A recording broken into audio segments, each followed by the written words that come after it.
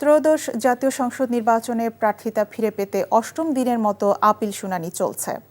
সকাল 10টা থেকে বিকেল 5টা পর্যন্ত রাজধানীর আগারগাঁও নির্বাচন কমিশন ভবনে প্রার্থীদের আপিল শুনানি চলবে।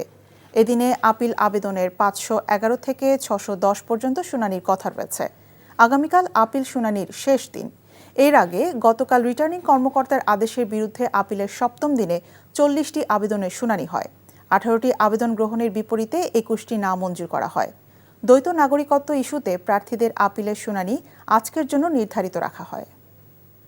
নির্বাচন কমিশনে এই মুহূর্তে আছেন আমাদের সহকর্মী জুবায়ের প্রধান। আমরা সরাসরি চলে যাচ্ছি তার কাছে। জুবায়ের, আপিল শুনানির কি খবর আছে আপনার কাছে? আজকে অষ্টম দিনের মতো কিন্তু আপিল শুনানির কাজ চলমান রয়েছে। সকাল 9টা থেকে যেটি শুরু হয়ে বিকেল 5টা পর্যন্ত চলমান থাকবে। জানিয়ে রাখি যে মোট 100টি আপিল শুনানি কিন্তু আজকে হবে, যেখানে দুপুরের আগে 50টি এবং দুপুরের পরপর কিন্তু 50টির শুনানি কার্যক্রম চলমান থাকবে। গতকালকের যে শুনানি সপ্তম দিনের মতো ছিল, সেখানে 43টি আপিলের শুনানি হয়েছে এবং সেখানে আমরা দেখেছি যে 18টিকে মঞ্জুর করা হয়েছে, 17টিকে না মঞ্জুর করা হয়েছে এবং আজকে অষ্টম দিনের মতো চলছে। আগামীকাল নবম দিনের মতো অর্থাৎ সর্বশেষ যেই দিন, সেখানে 611 ক্রমিক থেকে 645টি ক্রমিক নম্বরের যে আপিল শুনানি সেটি কিন্তু শুনানি হবে।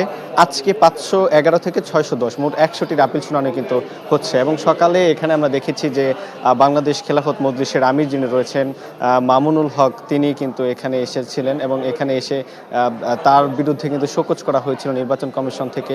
সেটির কারণে তিনি এখানে এসেছিলেন এবং তারপরে তিনি আসলে সংবাদ সম্মেলনে যেটি বলেছেন যে গণভোটের পক্ষে তার যে প্রচারণা চালানোর সময় বিভিন্নভাবে বাধা দেওয়া হচ্ছে, অর্থাৎ লেভেল প্লেইং ফিল্ড নিয়ে তিনি কিন্তু এখানে প্রশ্ন তুলেছেন। একই সাথে আমরা দেখেছি যে হাসনাত আবদুল্লাহ, যিনি এনসিপির নেতা, তার বিরুদ্ধেও কিন্তু ওই আসনের বিএনপি প্রার্থী যিনি রয়েছেন তার বিরুদ্ধে কিন্তু যেই আপিল করেছিলেন এবং সেটির শুনানিও কিন্তু আজকে এখানে কিছুক্ষণের মধ্যেই কিন্তু হবে। আমরা সর্বশেষ যে তথ্যটা পেয়েছি যে এখানে 20তম আপিলে যে শুনানি কার্যক্রম সেটি চলমান রয়েছে। আজকে কিন্তু সর্বমোট 100টির হবে, অর্থাৎ দিনভর কিন্তু ব্যস্ততা রয়েছে নির্বাচন কমিশনে আপিল শুনানি নিয়ে। এখানে গণমাধ্যম কর্মীদের উপস্থিত তারা কিন্তু রয়েছেন।